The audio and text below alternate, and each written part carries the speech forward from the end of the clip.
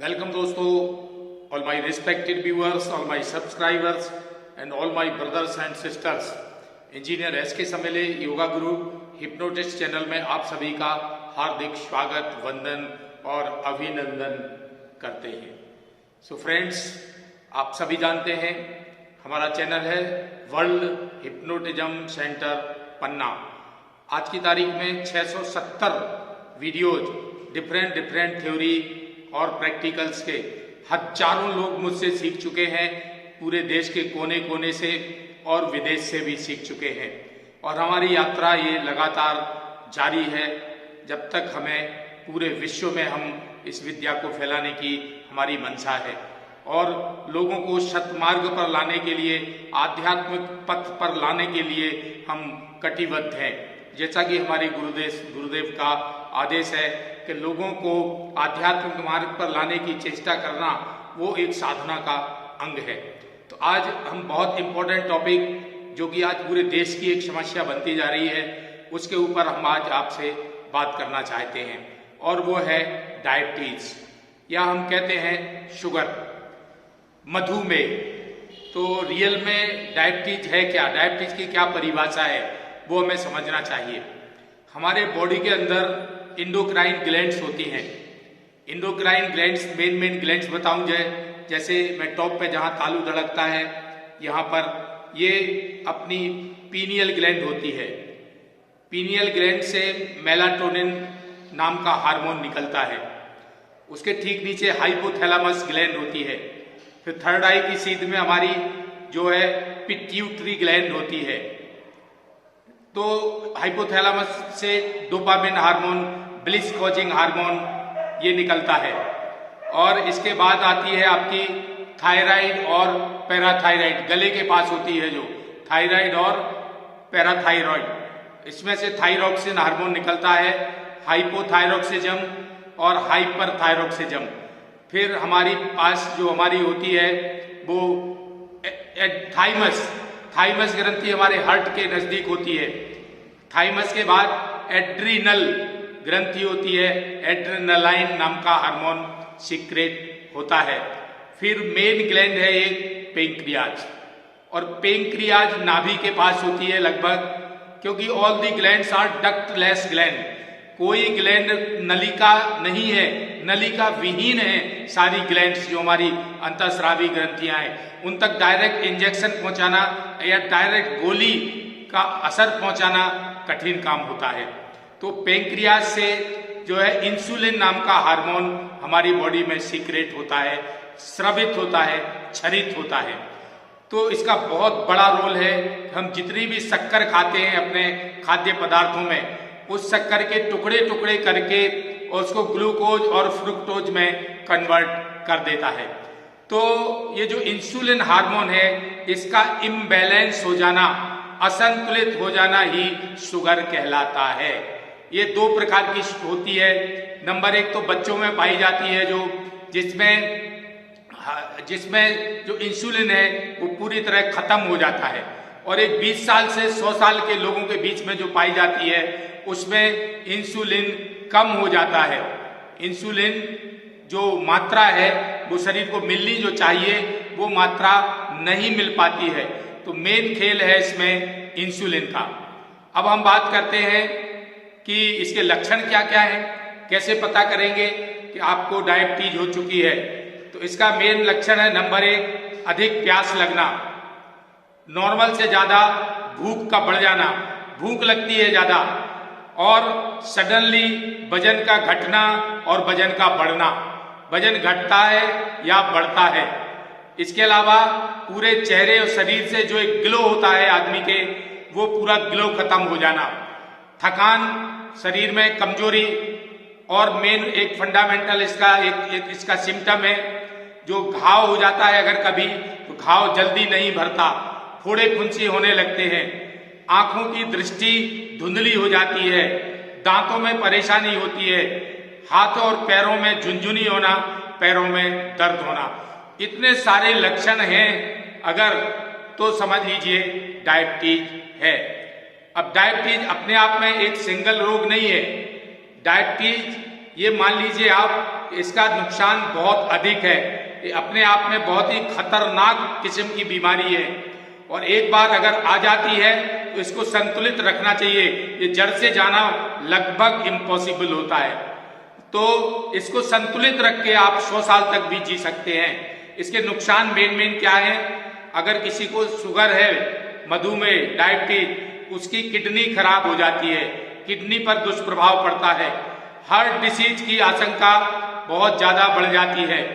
Paralysis या लकवा लगने की आशंका बढ़ती है और मेनली नेत्र ज्योति पर असर पड़ता है, मोतियाबिंद इत्यादि। तो इतने सारे दुष्प्रभाव हैं शुगर होने के, और ये मेन जो बीमारी का कारण है ये हमारी लाइफ स्टाइल का बदल जाना। अब इसका जब शुगर बढ़ जाती है बहुत ज्यादा, तो बार बार यूरिन लगती है, बॉडी में डिहाइड्रेशन होने लगता है, और अगर 500, 600 और उसके ऊपर पहुंचती है तो आदमी कोमा में भी जा सकता है।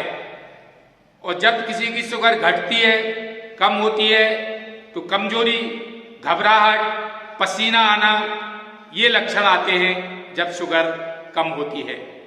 तो इतनी खतरनाक बीमारी से हम कैसे बचाव करें, ये आपके हाथ में भी बहुत कुछ भगवान ने दे रखा है। नंबर 1, तो आप जो डाइट लेते हैं वो डाइट को हेल्दी डाइट होनी चाहिए। हेल्दी डाइट से मतलब आपने पढ़ा होगा संतुलित बैलेंस डाइट, जिसमें कार्बोहाइड्रेट हो, जिसमें प्रोटीन हो, जिसमें फैट हो, एक लिमिटेड शुगर की मात्रा हो, मिनरल्स हो, खनिज लवण और विटामिन्स और भरपूर पानी। तो ये जो हमारे कहना चाहिए डाइट है, ये डाइट पे कंट्रोल लोगों का खत्म हो गया है। डाइट जो पाया सो खाया, कुछ भी खा रहे हैं, कोई लाइफ का स्टाइल, खाने पे नियंत्रण खत्म हो गया है। दूसरी चीज है, सबसे बड़ा कारण है जो आजकल लोग बाग सुबह 8, 9, 10 बजे तक सोते रहते हैं। ये सबसे बड़ा कारण है कि जो रात में जगते हैं और सुबह देर तक सोते हैं, ये सबसे खतरनाक कारण होता है। और इसमें सबसे ज्यादा उपयोगी है योगा, व्यायाम, मॉर्निंग वॉक। मॉर्निंग वॉक तो इसके लिए आपसे बताएं, कोई भी डॉक्टर के पास आप जाइए, शुगर में सबसे पहले वो आदमी को मॉर्निंग वॉक बताते हैं। और अगर आप शुरू से ही चले मॉर्निंग वॉक तो शुगर की नौबत ही ना आए। मैं तो लगभग लगातार 30-32 वर्षों से रेगुलर 5 से 7 किलोमीटर पर डे हमारा रूटीन है। तो मेरी शुगर 100-115 ये रहती है, तो एकदम नॉर्मल रहती है। तो अगर आप डेली मॉर्निंग वॉक करते हैं, आइडियल मॉर्निंग वॉक 4 से 5 किलोमीटर, शुगर वाले को अच्छे शुद्ध हवादार स्थान पर लंबी सांस लेना, लंबी सांस छोड़ना, इस तरह से मॉर्निंग वॉक। योगासन में जितने भी आसन हमारे मणिपुर चक्र से रिलेटेड होते हैं, और बहुत सारे आसन है जो हमारे चैनल पर हमने करके दिखाए हैं, शुगर में कौन कौन से आसन जरूरी हैं, आप उसमें सर्च भी कर सकते हो हमारे चैनल पर, जो है मधुमेह या शुगर में कौन कौन से आसन लाभदायक होते, सारे आसन हमने उसमें करके चैनल पर वीडियो ऑलरेडी उपलब्ध है। इसके बाद सबसे इंपॉर्टेंट फैक्टर है वजन का कंट्रोल। अगर आपका वेट कंट्रोल नहीं है तो शुगर होने की संभावना ज्यादा रहती है। तो वेट को हाइट के अकॉर्डिंग होना चाहिए। आप सही वेट एकदम एक्यूरेट चाहते हैं अपना, तो आप गूगल में सर्च करिए body mass index formula. Body mass index formula में वो आप फिल करेंगे उसमें, तो वो उसमें आ जाता है कि नॉर्मल वेट है, आइडियल वेट है, ओवर वेट है, अनकंट्रोल्ड वेट है, वो उससे आप कैलकुलेट कर सकते हैं। लेकिन मैं एक बुंदेलखंडी का थंब रूल, एक जनरल आइडिया, एक जनरल फार्मूला आपको बताना चाहता हूं।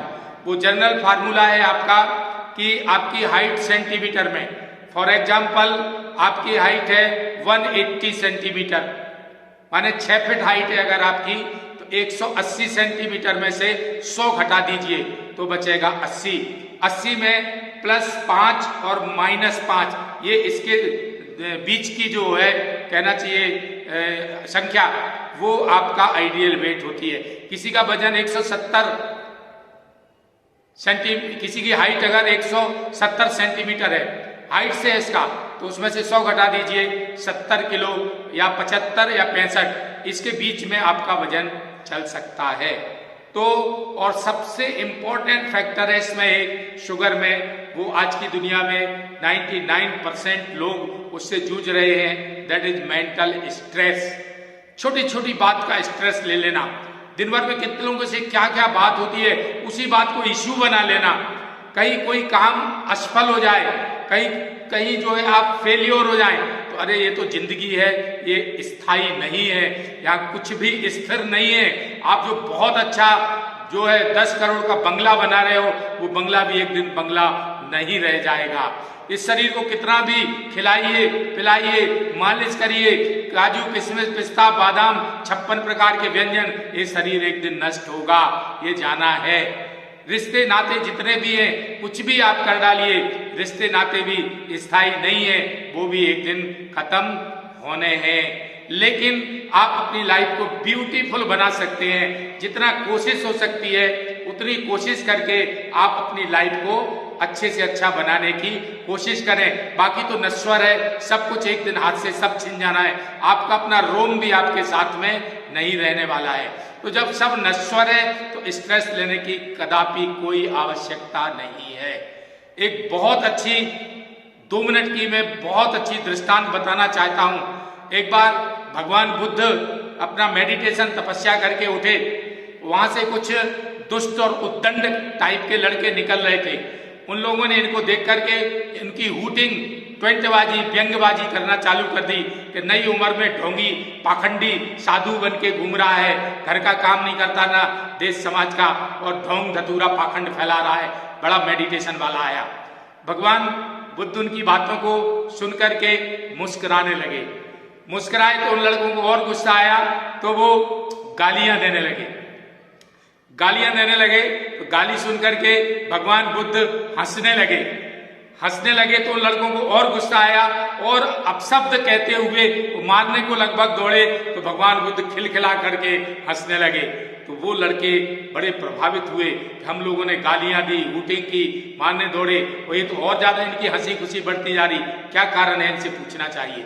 उनने जाके भगवान बुद्ध से पूछा कि आपकी हंसी और खुशी, इसका गालियों का उल्टा असर हो रहा है, क्या कारण है। भगवान बुद्ध बोले कि मैंने अपने खुशी की चाबी तुम्हारी जेब में नहीं डाल रखी है, हमने अपनी खुशी की चाबी अपने जेब में रखी है, मैं जैसा घुमाऊंगा वैसी घूमेगी। ना कि आजकल लोग क्या है, अपनी खुशी की चाबी दूसरे की जेब में डाल देते हैं, वो जिस तरह से घुमाता है उस तरह से जो है घूमते जाते हैं। तो हमें दूसरे की जेब में चाबी डाल करके नहीं जीना, अपनी खुशी की चाबी अपनी जेब में। हम जैसे भी हम खुश होना चाहेंगे, हम अपने हिसाब से हम खुश रह सकते हैं। 4 लाइनें बोलूंगा कि जल को बर्फ बनने में वक्त लगता है, जल को बर्फ बनने में वक्त लगता है, सूरज को ढलने के बाद फिर निकलने में वक्त लगता है। दोस्तों, हम किस्मत तो नहीं बदल सकते हैं, लेकिन अपने हौसलों से, अपने कर्मों से किस्मत का वक्त बदलने में वक्त लगता है, किस्मत को बदलने में थोड़ा सा वक्त लगता है। जय हिंद, जय भारत, वंदे मातरम। भारत माता की जय, आप सभी की जय। Grand salute to Bharat Mata, grand salute to Indian army.